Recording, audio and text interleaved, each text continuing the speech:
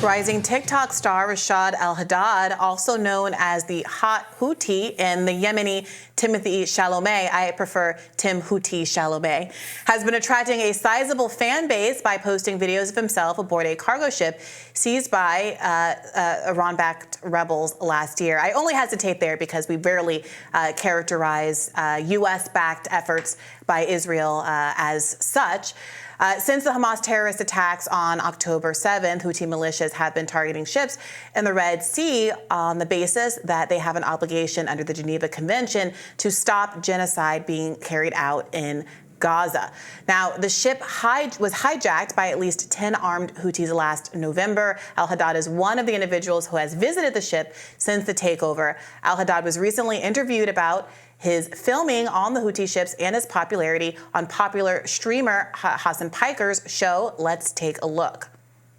والله يعني شيء طبيعي يعني ما في أي تأثير يعني أهم شيء إن إحنا نوقف مع القضية الفلسطينية هذا أهم شيء. He says he's fine and everything is normal, and the most important thing is that they stand with Palestine. Yeah, absolutely. What is the mood in Yemen overall since America started bombing positions in Sana'a and other places? كيف معنوياتكم في اليمن وكيف الإحساس يعني بالشعب هلا باليمن بعد ما بلشت أمريكا بالقصف؟ والله شيء طبيعي يعني ما في أي خوف ولا أي تأثير يعني أصلاً متعودين على هذا من قبل 11 سنة يعني شيء طبيعي ما في أي شيء. He's saying that it's pretty usual. They've been used to this for 11 years now and they're not scared. That's crazy. All right, so there was some controversy around HASAN PIKER's choice to conduct this interview. HASAN PIKER has a huge platform and has raised millions of dollars for Gazan aid by talking about the humanitarian crisis there on his platform. He's also raised money for a lot of other causes with his streaming platform. And so I want to put it to you, is there substantively different from, say, the interviews of various members of Hamas that have happened on mainstream channels, their spokespeople and the like? I know that there was one, for example, on Al Jazeera that went viral, which asked serious pushback and gave pushback questions about the strategic choices that have been made by Hamas. Is the criticism here that he conducted the interview or something about the way in which the interview was conducted? What say you? I don't even know who that is until just now, HASAN PIKER. Seriously? Yeah, I'm not as on YouTube as the fact that we're a YouTube show would have it. Was the interview...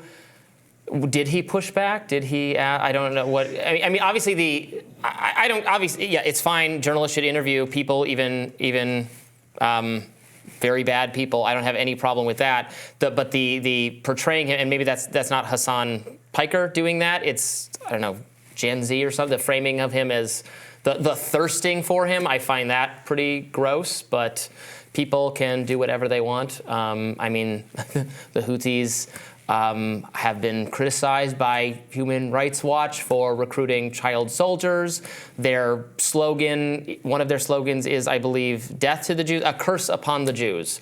So, you know, thirst after this guy if you want, you do you. I'm not going to glamorize someone of that, who's part of that movement, and well, I think that's fine and legitimate, but I don't think that's what HASAN PIKER was doing. So I'm not accusing him of that. HASAN PIKER, who's actually cousins with Cenk Uygur, has one of, I was trying to see if he actually is the biggest, but he is one of the biggest Twitch streamers in the world.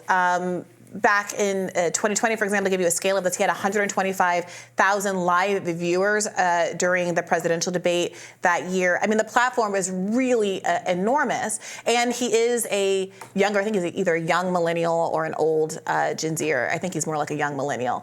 And has a huge audience in that cohort, who are the people on TikTok who have really uplifted this guy because they feel like the specific struggle that he's engaged in and supporting the blockade, a blockade to goods going to Israel specifically, is no different than, let's say, many of the sanctions that America, through its economic might, is willing to impose on the rest of the world. In this case, because of the geographic reality of where Yemen is placed, these people have an ability to say, we are going to uphold the responsibilities set forth in the Genocide Convention and say, we're going to do what we can do to put pressure on Israel to stop the genocide. But I guess, how is this different than fangirling over, like, Nick Fuentes or something. I mean, if you want to have a conversation about whether anonymous people on TikTok shouldn't refer to him as the hot Houthi, I think that's perfectly legitimate. Okay. But I'd like to get your opinion on the actual journalistic practice and the choice that HASAN PIKER, who is the famous, potentially accountable party here in this story, his choice to simply conduct an interview of this figure that's become kind of I don't have any problem with that. I didn't have any problem with Tucker Carlson interviewing Andrew Tate or any number of other people. Journalists should do interviews, and then we can scrutinize how the interview was conducted. Did it involve pushback? Did it advance, knowledge, or was it just pumping up or fluffing up someone and someone's odious beliefs? So I didn't watch the whole thing. Yeah. I was really more responding to the very disturbing to me level of reverence here, which not from HASAN PIKER, but from whoever on TikTok or wherever else is describing this person this way, that to me suggests a troubling lack of awareness of the atrocities this group, even if you are 100% in support of the people of Palestine and are totally against what Israel is doing and think we should not be funding it and think because we're funding it, our ships have somehow become legitimate targets. I would, even if you, which I don't think any of that, but if you did think all of that, it would still be weird to me to be like, isn't he cute? Someone who, again, slogan is death to the Jews, and I don't think it's very weird. His organization recruits child soldiers. I don't think it's very weird. One, because this individual has not said death to the Jews. That's not a part of this person's record. And moreover, the IDF soldiers are famous for posting thirst traps. There's articles dating back. Here's a Rolling Stone article from 2021 saying Israeli Defense Forces soldiers embrace thirst traps on TikTok. There have been any number of videos that have been circulated, posted by IDF soldiers, women in particular, gyrating, doing sexy dances in the middle of the country where that is now middle of the land where South Africa is alleging a genocide and ethnic cleansing campaign are currently taking place. This a little gross? No, you're saying that it's weird. I'm saying it's not weird. It's very common for people to not sublimate their sexual identities in the middle of a crisis one way or the other. And I didn't mean weird unusual. I meant weird gross. Oh, well, that's a subjective opinion. But I think people do this across the board. It's not unique to one group or another. It's worth noting that the part of the interview that I did see, the individual was very much emphasized that he was not interested in the kind of superficial nature of his popularity, that he thinks that people should focus not on his looks, but on the ongoing humanitarian crisis, mass starvation, lack of medical care, amputations without anesthetic, all of those things that are going on in Gaza. And to his credit, continually push the conversation in the direction of focusing on the humanitarian crisis in Gaza. Okay. We will. Oh, there's a little bit more from the interview that we can play. Let's play that.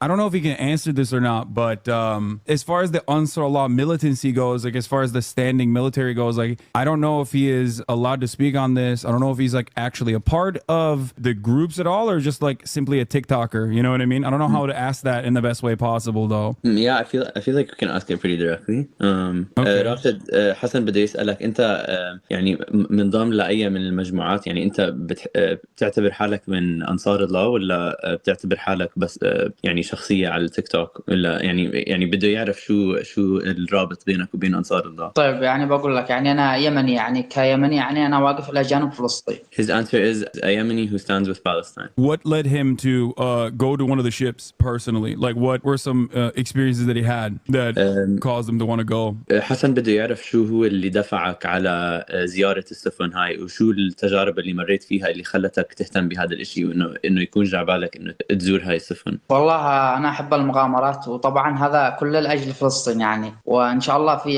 في أشياء بتكون جديدة وأشياء مثيرة أكبر. He says he likes adventures and he is a big supporter of Palestine. Yeah, in many ways, the impression is that he's a kid who is getting involved in this, but who has a very strong drive, like many people in the region, to want to advocate for the interest of Palestinians under occupation. Yeah, but again, I think that undersells the humanitarian abuses that the Houthi movement itself is accused of, and their commitment to anti-Semitism, but people can stand whoever they want. More Rising right after this.